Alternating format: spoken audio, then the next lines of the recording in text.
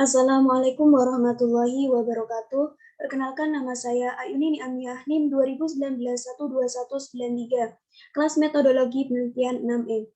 Di sini saya akan mempresentasikan proposal yang berjudul Pengaruh SPT masa PPN, Surat Tagihan Pajak, Jumlah Pengusaha Kena Pajak, Inflasi, dan Nilai Tukar Rupiah terhadap penerimaan pajak pertambahan nilai di KPP Pratama Kudus tahun 2017 sampai 2021.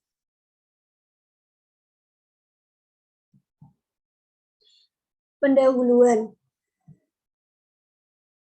Latar belakang, Menteri Koordinator Bidang Perekonomian, Erlangga Hartarto, mengatakan bahwa pertumbuhan ekonomi Indonesia saat ini dalam keadaan stabil dan bisa di atas rata-rata pertumbuhan ekonomi global.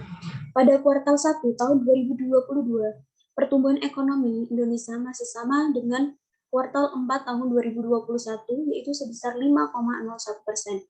Pertumbuhan ekonomi Indonesia saat ini lebih tinggi apabila dibandingkan dengan pertumbuhan ekonomi negara lain, yang diantaranya seperti Cina sebesar 4,8%, Singapura 3,4%, Korea 3,07%, dan Amerika Serikat 4,29%. Akan tetapi masih di bawah Vietnam, yaitu sebesar 5,03%. Fenomena pajak pertambahan nilai di Indonesia terkait dengan target dan realisasi penerimaan pajak pertambahan nilai selama tahun 2017 sampai 2021 menunjukkan bahwa target dan realisasi penerimaan pajak pertambahan nilai mengalami penurunan dari 101,1% di tahun 2017 menjadi 65,66% di tahun 2020. Kemudian pada tahun 2021 mengalami kenaikan kembali menjadi 96,78%. Salah satu penyebab terjadinya hal tersebut yaitu adanya tingkat kesadaran wajib pajak dalam melakukan kewajiban untuk membayar pajak. Ruang lingkup penelitian.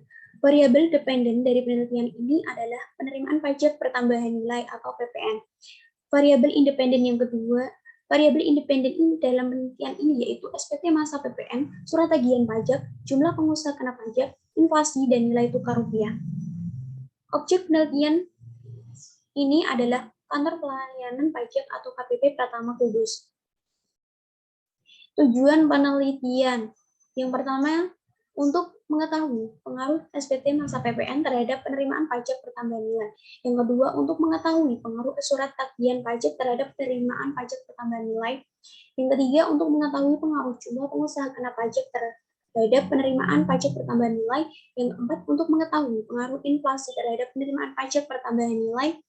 Yang kelima, untuk mengetahui pengaruh nilai tukar rupiah terhadap penerimaan pajak pertambahan nilai. Selanjutnya, tinjauan pustaka. Landasan teori dari penelitian ini yaitu yang pertama, teori pertumbuhan ekonomi. Menurut teori Keynes, menyatakan bahwa apa yang dikonsumsi seseorang dalam suatu perekonomian akan menjadi pendapatan orang lain dalam perekonomian yang sama.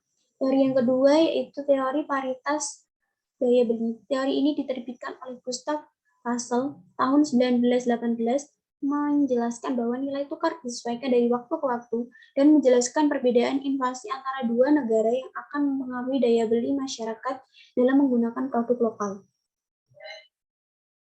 Berikut adalah kerangka pemikiran dari penelitian ini. Berdasarkan kerangka pemikiran tersebut dapat ditarik hipotesis. Hipotesis yang pertama yaitu SPT masa PPN berpengaruh positif terhadap penerimaan pajak pertambahan nilai. Hipotesis yang kedua yaitu surat tagihan pajak berpengaruh positif terhadap penerimaan pajak pertambahan nilai. Hipotesis yang ketiga yaitu jumlah pengusaha kena pajak berpengaruh positif terhadap penerimaan pajak pertambahan nilai. Hipotesis yang keempat yaitu inflasi berpengaruh positif terhadap penerimaan pajak pertambahan nilai.